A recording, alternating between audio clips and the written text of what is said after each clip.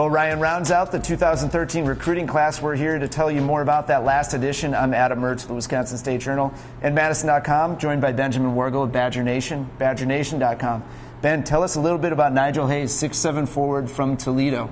Yeah, very important get for Wisconsin. Not only does it round out the 2013 recruiting class, a five-man class, they get a very talented power forward away from Ohio State. And upwards of just a couple days ago, Nigel Hayes was really 50-50 on where he wanted to go to school. It was kind of thought by a lot of people that once Ohio State offered him, it was going to be a foregone conclusion that he would play for Thad Matta, especially since he grew up liking the Buckeyes. But you have to really give Lamont Paris a lot of credit here for his recruitment. Not only did he recruit Vito Brown out of Bowling Green, but spent really a lot of time not just over the summer, but also in the fall, really spending time with Nigel Hayes, kind of showing him about Wisconsin. Hayes visited on September 1st, also visited Minnesota and Stanford officially. Ohio State was his last official visit, and it's really impressive when you have a kid who takes his first official visit, and it really sticks through when you go to a lot of other really talented schools.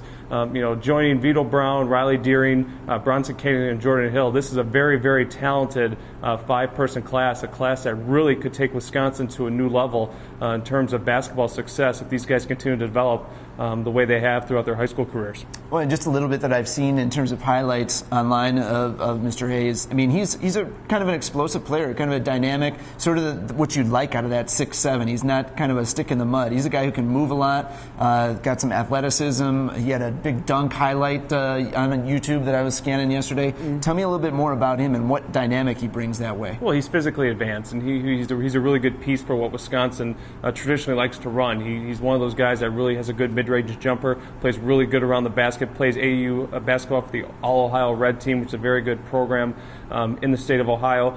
He's a guy that really just complements what else Wisconsin has. I mean, Riley Deering is probably a guy that's going to really kind of need a couple years to develop. Vito Brown, very good post player, very good rebounder. Him and Hayes are very similar in the way they play, and I think when you get a good, solid piece from the Big Ten, in Big Ten country, it's a good start for Wisconsin. If Ohio State, with the way the Buckeyes have recruited here the last couple of years with Thad Matta, a lot of guys are one-and-done players, guys that come back for 2 years, like Jared Sullinger, and really develop. And you see how good those guys are, especially those post players. For Ohio State to offer him, this kid is a legitimate player, a guy that's really going to move forward throughout his career, hopefully for Wisconsin, and just be a thorn in the Buckeye side for the next 3, 4, 5 years.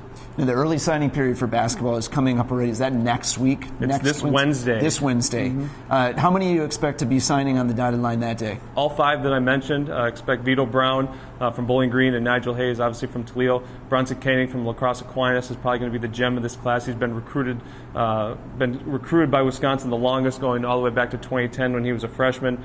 Committed a couple of years ago as well.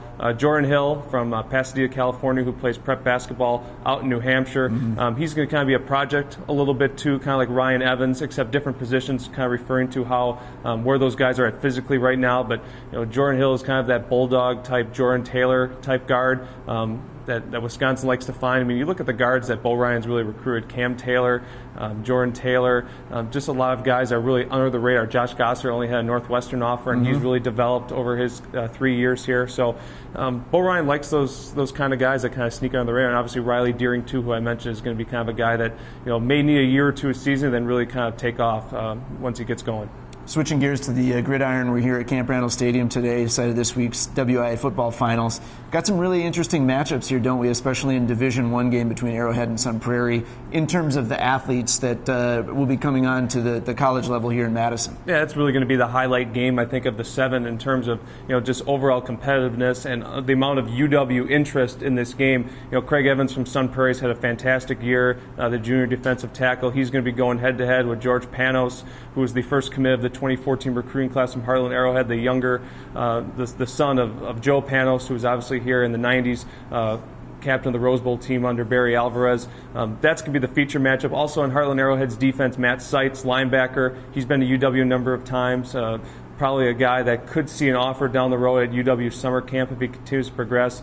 Billy Hirschfeld, too, defensive end. He's been to Nebraska. He's been to Wisconsin a bunch of times. He already has a Michigan State offer, so he's a guy that the Spartans have obviously jumped in on. Be interested to see what Wisconsin does with him, because you look at the defensive line position, not just in the class of 2013 with Chikwe Obasi and Alec James, the next year's class too, Connor Sheehy could play either defensive end or defensive tackle. I kind of think he's going to grow into a defensive tackle, so that could open up a spot for Hirschfeld. But he's another guy that, with a good summer camp performance, could earn an offer to Wisconsin. It'd be kind of interesting to see if he takes it or not. Sounds good. We'll have coverage all week on madison.com, and of course we'll have recruiting updates on badgernation.com from Ben Wergel. Thanks for joining us today, Ben.